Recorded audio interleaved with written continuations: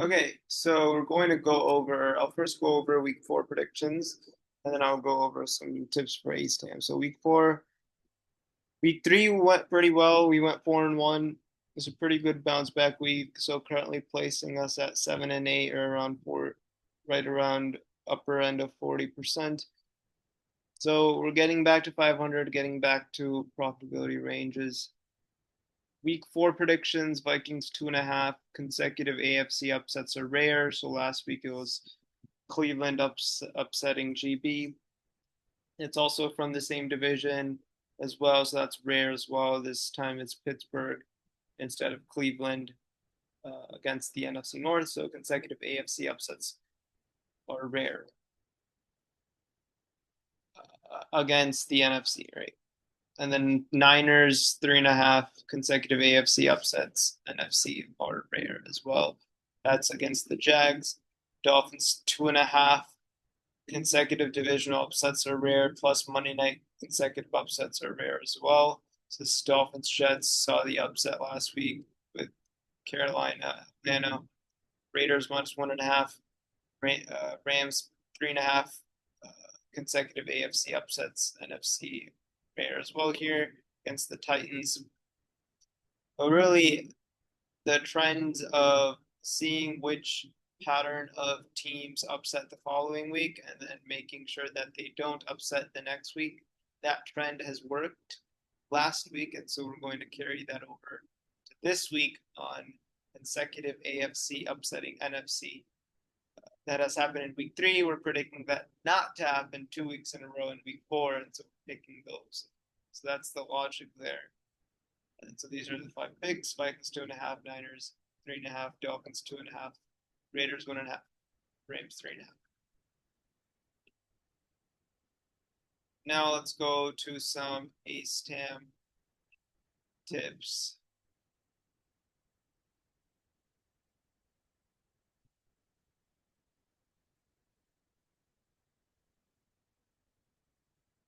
So first is all about inverse distributions. Now this inverse distributions are incredibly common now on ASTAM exam. They have been on the 2025 spring exam. Also seen them appearing multiple times on various practice questions as well. So inverse distributions, make sure you know them. They could appear. And the way you will go about doing inverse distributions is you first convert the original CDF, original X CDF, into a form where you can express the CDF of Y, right, in terms of the CDF of X. So what do I mean by this? Is if we have X follows expo of theta, we know Y follows 1 over X. That's inverse exponential 1 over theta. The CDF that Y is less than or equal to V, where V is some value. How can we get that CDF? Well, okay, we know that Y is 1 over X, and then we plug that in, and then we substitute and then solve, and then we see, okay, this equates probability X is greater than V, which is 1 minus CDF of X evaluated 1 over V. So what we're doing is we are taking the CDF and we are trying to express the CDF of Y, which is 1 over X, in terms of the CDF of X. Right, so we are expressing CDF of Y, right, which is this, in terms of the CDF of X. That is what we're doing. We're trying to link those two. So that's critical. Also know that exponential, whenever you have an inverse, it's typically 1 over X, and then you're just flipping the parameter. So if X is exponential, 1 over X is inverse exponential with the reciprocal of the parameter, right? Inverse distribution, inverse of the scale parameters. And then no mixture pairs as well. So your Poisson gamma, right? Pareto as well, things like that. And then if it's Poisson gamma, what do you do if it's Poisson inverse gamma? Right? Things like that as well. If the degrees of freedom is the same across all models, then the model with the lowest test stat is preferred. Right? So this is when you're doing chi-squared. When you're doing chi-squared and you're testing, instead of just, is it Pareto or is it not Pareto? Is it Poisson or not Poisson? If the degrees of freedom in the two tests are the same, then you just look at which test statistic is lower, right? Which test statistic is lower, and that model is preferred.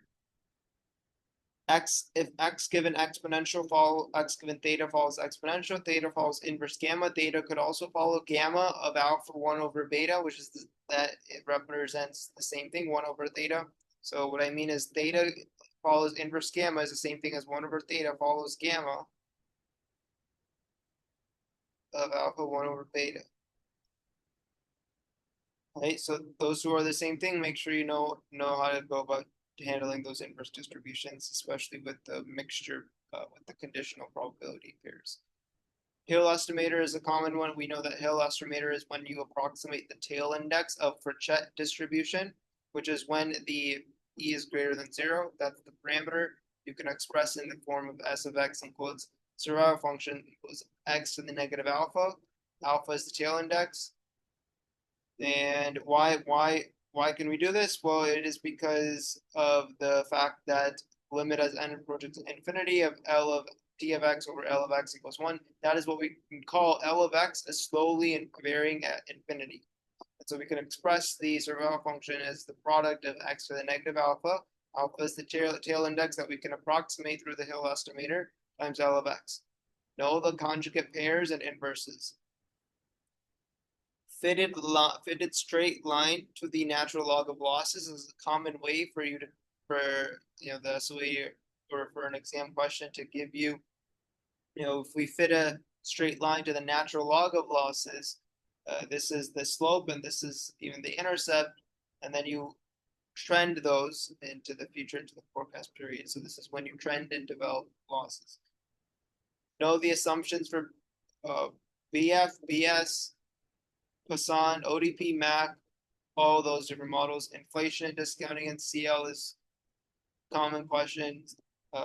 Pretty simple once you learn it. Discounting, you're doing it from every half of a year. Inflation, you're accumulating the amount or the value of the payments. Exposure, basis, and credibility. Bowman is also pretty important and a pivotal concept. There might be questions where it's very unclear for the what is the exposure, what is my n in n over n plus k, so getting that correct is important. Do the easy questions first.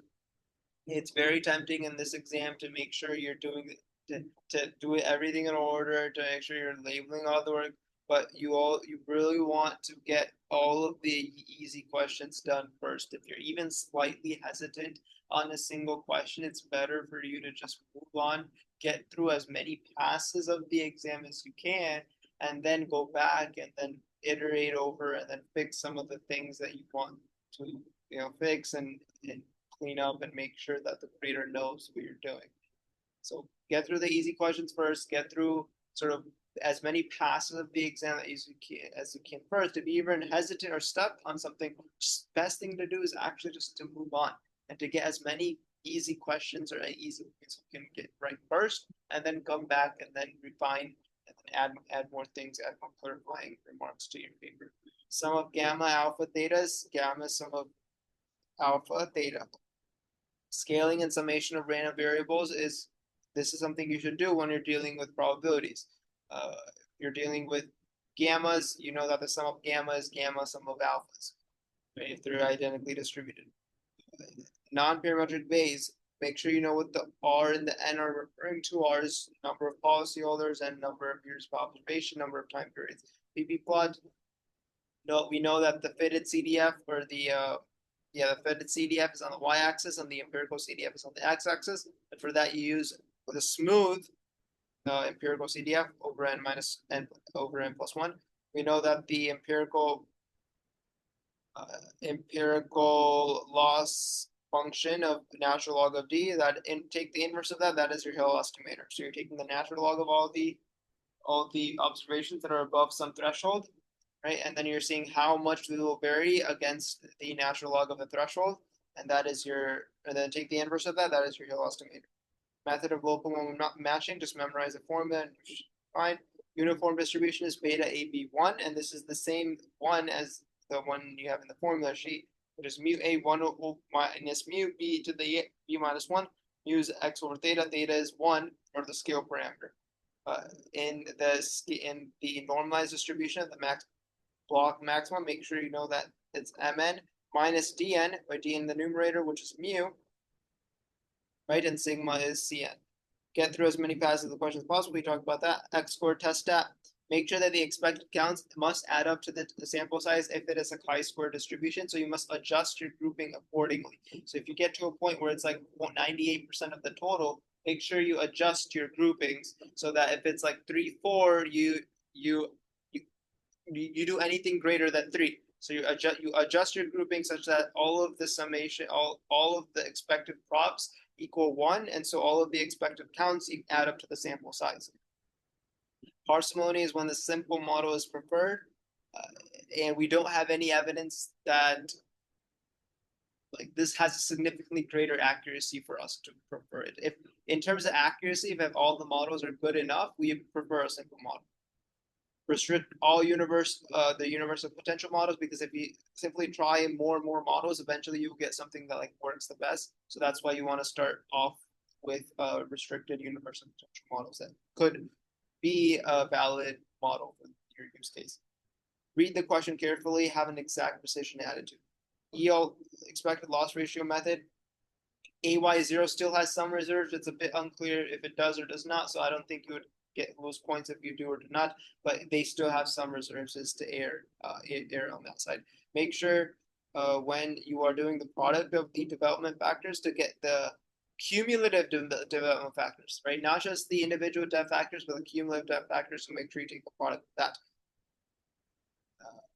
And then so expected loss ratio is proportional over CL. If you have new line of business where we have limited claims data where it doesn't have much credibility, you can't really trust it. You have limited data on it, limited information regarding it. ELR disadvantages that can be heavily manipulated. It's not based off actual data, could lead to inadequate reserves. CLR is more stable, relies on historical experience, but if you don't have enough historical experience, that's why it may not be as useful. And then total threshold of D should be less than the empirical alpha quantile. MLE function for GPD is straight line. Mu VA should come from the prior distributions, not posterior probs. So this is a mistake I made in one of my practice exams. When you calculate mu, so E of EX given theta, make sure that those props are coming from the posterior distribution or the prior distribution, so the original distribution of the groups, instead of the posterior distribution, which was given the data. There is an average cost per claim for a single dev year. This is typically true when you're doing the frequency severity chain frequency severity reserving models, right? So you have frequency, so you're going to accumulate the right settled, right? Gamma from the settled, or gamma incremental, right? Gamma incremental, you have the cumulative reported, right? And then you have the gamma settled, right? So you have gamma settled times the cumulative reported, that is going to equal your incremental settled. It's something you should know. And then you know that there is an average cost per claim for a single dev year. So you average all of those factors. Indicated base rate by pure premium is indicated overall average rate, which you can get either from the pure premium method or from the loss ratio method, but it's still a pure premium. So if it's 15%, you modify that to get indicated overall average rate for the forecast period, and then you divide by the indicated relativity weighted average by the exposures. And then Fisher information, typically, right, you don't want to take the second derivative of product of n observations. You could just take the natural log of the f of x, take the derivative with respect to theta, and then take the expected value of that, then a negative, and then multiply by n, right? So you're cutting out the process of doing the entire product of like f of xi. You're just doing natural derivative of the with respect to the parameter of natural log of f of x, and then multiplying that entire quantity, the expected value, multiply that by n. And then even for the two parameter case, you want to make sure that you that when you're taking the expected value, you don't just treat it as a constant, right? Like if you do an expected value of the product of xi's, if you do expected value of the product of xi's, like you need to treat those xi's as like a random variable. Like you can't just say, okay, will be a constant, so it's the same thing. No, you need to treat it as a random variable. So that's why it's much better and much useful that even if you do have two parameter cases, you simply do the ln of f of x, right? So that will allow you to get some sort of quantity with related to x, and then you can get the expected value of that instead of doing the product version where you include all the observations like quantity. So these are some tips. I'll probably have some more as I'm going through more practice exams and practice questions. But overall, I would say one of the main things is to just get through as many passes of the exam as you can. Get the easy points first. If there's any point of hesitation, you want to make sure you go on to the easy questions, get the easy points, get the easy marks that you know how to do correctly first. And because right, there's going to be times where you're going to get bogged down on a question. It's going to be too much work, and it's going to lose motivation, right? So you want to get through as many passes of the exam as you can. If you know how to do a question, immediately do it as quickly as possible, and don't waste time on a single question if there's even a slight hesitation. So those are some tips for ASTAM. I'll see you in the next video.